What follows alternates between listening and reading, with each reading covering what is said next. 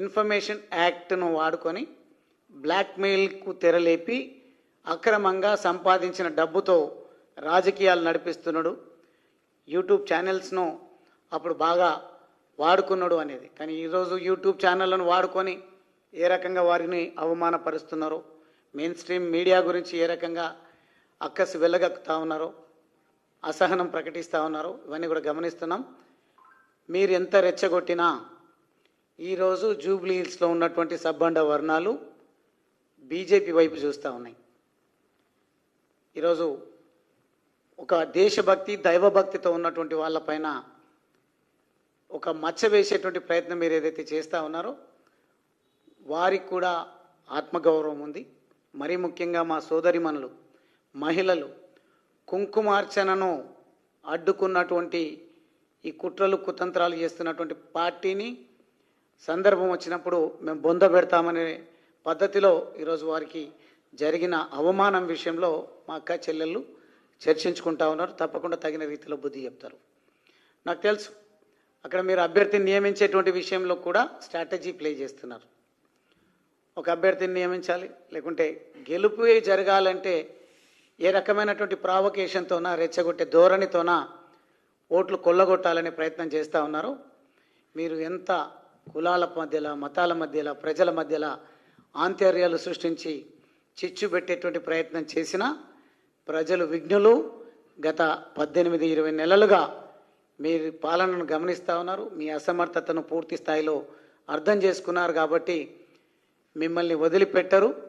ఓటుతోనే బుద్ధి చెప్పేటువంటి రోజులు దగ్గరలోనే ఉన్నాయి. రేవంత్ రెడ్డి గారు దయచేసి ఈ అక్రమ అరెస్టులను ఆపాలి. మేము ఈరోజు తీవ్రంగా ఖండిస్తూ ఉన్నాం. ఒక చదువుకున్నటువంటి దేశభక్తి కలిగినటువంటి మా పార్టీ ప్రెసిడెంట్ రామచంద్రరావు గారిని ఈరోజు హర్ ఘర్ తిరంగా జాతీయ జెండాను సమాజం లోపలికి విస్తృతంగా తీసుకెళ్ళాలి, దేశాన్ని సంఘటితంగా ఉంచాలనే ప్రయత్నం చేస్తూ ఉంటే మీరు విచ్ఛిన్నం చేసి కుట్రలు చేస్తూ ఉన్నారు. ఎట్టి పరిస్థితుల్లో మీ అరాచకాలను అంతమొందిస్తాం. ఈ ప్రాంతంలో ఈ జెండా బీజేపీ జెండాను రెపరెపలాడించడం కోసం మరీ ముఖ్యంగా ఈ బాధ్యత హర్ ఘర్ తిరంగా కార్యక్రమానికి సంబంధించి బీజేవైఎంకు మా పార్టీ అవకాశం కల్పించినట్టుంది.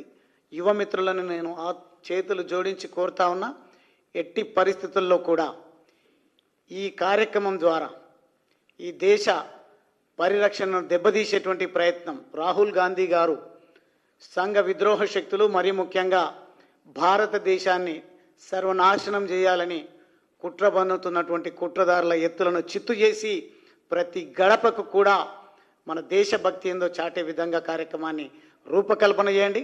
అది తప్పకుండా వారు అడ్డుకోవడం ద్వారా జూబ్లీహిల్స్లో గెలుపొందాలనే ప్రయత్నం ఏదైతే చేస్తూ ఉన్నారో రాష్ట్ర వ్యాప్తంగా మన భక్తిని మన సంస్కృతిని చాటేటువంటి కార్యక్రమం ఏదైతే మనం తీసుకున్నామో ఆ కార్యక్రమం ద్వారా ప్రతి ఒక్కరు కూడా సైనికులుగా వచ్చి ఒక్కొక్క ఓటుకు ఒక్కొక్కరు బాధ్యత తీసుకొని జూబ్లీహిల్స్ ఉప ఎన్నికల్లో ఎప్పుడు ఎన్నికలు వచ్చినా మన కమలం గుర్తును వికసించే విధంగా మనం ప్రయత్నం చేయాలని ఈ సందర్భంగా కోరుకుంటూ నేను సెలవు తీసుకుంటా ఉన్నాను.